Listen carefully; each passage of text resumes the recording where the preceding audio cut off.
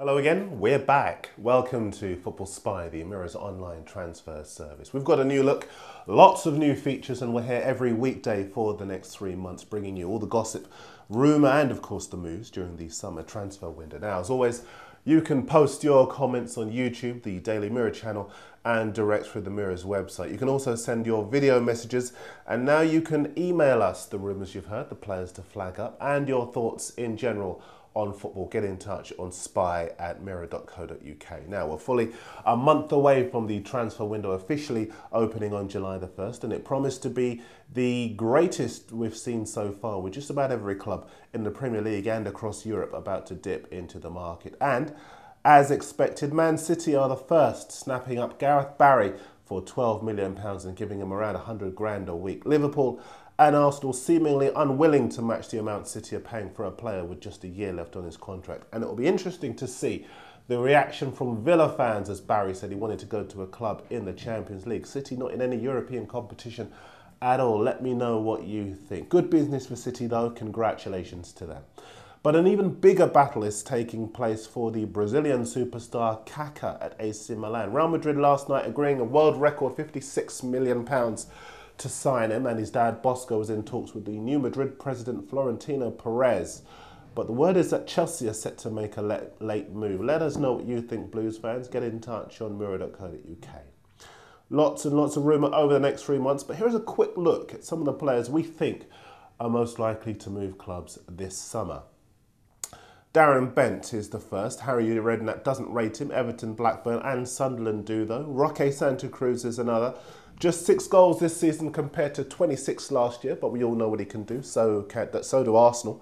David Bentley, how the mighty have fallen. Harry just hasn't fancied the England winger at Spurs. Ryan Babel at Liverpool, incredibly being told he can leave by Rafa, as he doesn't feature in Liverpool's strongest side. Expect Spurs and maybe Aston Villa to weigh in. Joey Barton, with his complete head case, has already burned his bridges with half the Premier League, but amazingly, he still has his admirers. A few of these clubs, in those clubs in the Premier League after him, hoping to keep their inquiries discreet. And Carlos Tevez, yes, no summer is complete without the pantomime that is Carlos Tevez, despite the bizarre circumstances of his ownership deals. Most of Europe's biggest clubs are in for him, along with Manchester City. Now, you've probably noticed I haven't mentioned the likes of Newcastle's Michael Owen. That's because he's on this second of our profiles on this first day back of the big players available on a free transfer, because although Owen's been terrible for Newcastle this season, quite literally reports of his footballing demise are exaggerated. I think it'd be a good buy for Everton, Arsenal and Aston Villa or a Spurs. Jermaine Pennant's pace on the right has attracted huge clubs, with AC Milan no less still interested. I can't see it myself, but nonetheless he'll be available this summer along with 15 other Pompey players. They say that Daniel Sturridge is on his way to Chelsea. He hasn't yet achieved anything in the game, but he turned down £30,000 a week because he wanted 65.5. Chelsea probably meet him halfway.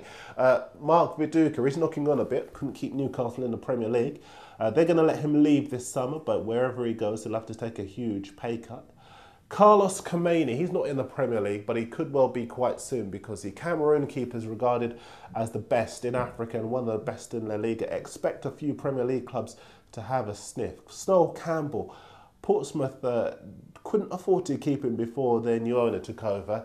Now more than a few clubs will try and prize him away, but he may well want to stay. Big money on offer there. And it looks as though West Ham are going to let Lucas Neal go because he wanted a pay rise when he isn't doing that brilliantly to justify the fairly decent money that he's already on. So there you have it. I've obviously missed out some others like Deco at Chelsea, Joe at Man City and Adebayor at Arsenal, but we're hearing he could well be staying there. Obviously, we'll let you know if that changes. Now, some end-of-season stats for you.